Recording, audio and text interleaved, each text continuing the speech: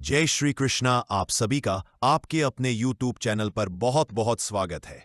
पुत्रदा एकादशी व्रत के समान दूसरा कोई भी व्रत नहीं है। इस व्रत के अनुसार इसका फल भी प्राप्त होता है।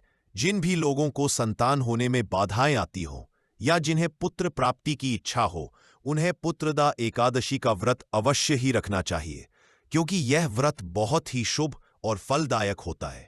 इसलिए संतान प्राप्ति के इच्छुक भक्तों को इस दिन श्रद्धा और विश्वास के साथ व्रत रखकर अगले दिन व्रत का पारण करना चाहिए, जिससे उनकी मनोकामना पूर्ण हो सके। साथ ही संतान से जुड़ी समस्याओं के निवारण के लिए भी इस व्रत को रखा जाता है। इस बार साल 2025 में पुत्रदा एकादशी का व्रत रखा जाएगा 5 अगस्त मंगलवार को, और पुत्रदा एकादशी साल में 2 बार आती है, एक सावन के महीने में और दूसरी पौष के महीने में। एकादशी के दिन व्रत रखने वाले भक्तों को एक दिन पहले ही दशमी तिथि की रात से नियमों का पालन प्रारंभ कर देना चाहिए। फिर सुबह सूर्योदय से पहले उठकर नित्य कर्मों से निवृत्त होकर स्नान करके शुद्ध और स्वच्छ धुले हुए वस्त्र धारण करके भगवान श्री हरि का ध्यान करना चाहिए। अगर संभव हो तो किसी पवित्र नदी में स्नान करना चाहिए, नहीं तो आप घर पर भी नहाने के पानी में गंगा जल मिलाकर स्नान कर सकते हैं। घर पर यदि स्नान कर रहे हैं तो थोड़ी सी तुलसी जी की जड़ की मिट्टी लेकर उसके बाद स्नान करना चाहिए। फिर एक चौकी पर भगवान श्री हरि की प्रतिमा या तस्वीर की स्थापना करके धूप दीप जलाकर व्रत रखने का संकल्प लेने के बाद कलश की स्थापना करनी चाहिए। फिर धूप दीप आदि से विधिवत भगवान श्री हरि की पूजा अर्चना करके व्रत की कथा पढ़ने और सुनने के बाद आरती करके सबसे अंत में फलों का भोग लगाकर आपको अपना व्रत प्रारंभ करना चाहिए। ध्यान रखें कि भगवान श्री हरि की पूजा में तुलसी पत्र का प्रयोग अनिवार्य रूप से करना चाहिए, क्योंकि यह पुत्रदा एकादशी है। तो आज के दिन भगवान श्री हरि के साथ साथ भगवान श्री कृष्ण की भी पूजा करनी चाहिए। भगवान श्री कृष्ण के बाल गोपाल स्वरूप की पूजा करने से संतान से जुड़ी हुई समस्याएं दूर हो जाती है। तो आज के दिन आप भगवान श्री कृष्ण को माखन मिश्री का, तुलसी जी की मंजरी का भोग लगाना मत भूलिएगा। दोस्तों, इस बार एकादशी तिथि प्रारंभ हो रही है 4 अगस्त दिन सोमवार को सुबह 11:42 से। इससे पहले तक दशमी तिथि रहेगी और एकादशी तिथि 5 अगस्त मंगलवार को दोपहर 1:12 पर समाप्त होगी। इसके बाद से द्वादशी तिथि लग जाएगी, क्योंकि 5 अगस्त मंगलवार को एकादशी और द्वादशी दोनों ही हैं। तो ऐसे में 5 अगस्त मंगलवार को ही पुत्रदा एकादशी का व्रत रखा जाएगा और यही एकादशी सबसे शुद्ध एकादशी मानी जाएगी। सोमवार के दिन एकादशी का व्रत नहीं रहेगा। इस बात का आप सभी श्रद्धालुओं को ध्यान रखना है। और इस बार एकादशी व्रत वाले दिन यानी 5 अगस्त दिन मंगलवार को ब्रह्म मुहूर्त के समय से लेकर दोपहर 1:12 तक भद्रा भी रहेगी। लेकिन इस बार भद्रा का वास रहेगा स्वर्गलोक में, और मान्यताओं के अनुसार जब भद्रा स्वर्गलोक में रहती है तो वह धरती लोक पर अशुभ नहीं रहती।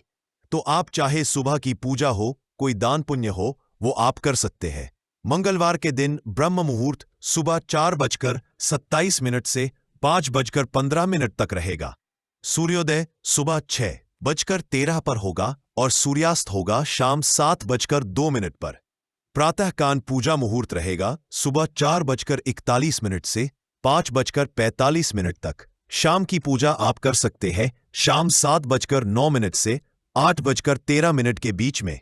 और इस दिन इंद्र योग भी बन रहा है, लेकिन इंद्र योग सुबह 7:25 तक ही रहेगा। इसके अलावा सुबह 11:23 तक ज्येष्ठ नक्षत्र रहेगा।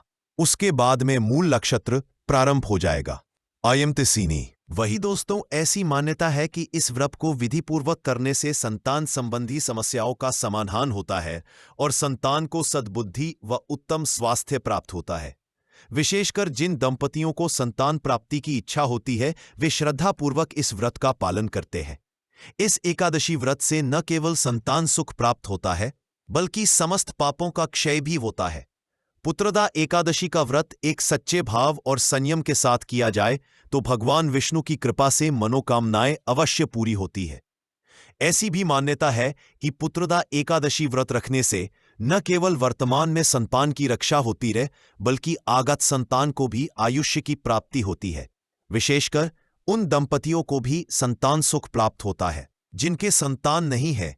इस व्रत से भगवान विष्णु की कृपा और आशीर्वाद प्राप्त होती है, जो परिवार की समृद्धि और खुशहाली के लिए महत्वपूर्ण है। आइए अब आपको बताते हैं कि इस दिन आपको क्या जरूर करना चाहिए जिससे भगवान विष्णु और मां लक्ष्मी की विशेष कृपा प्राप्त हो।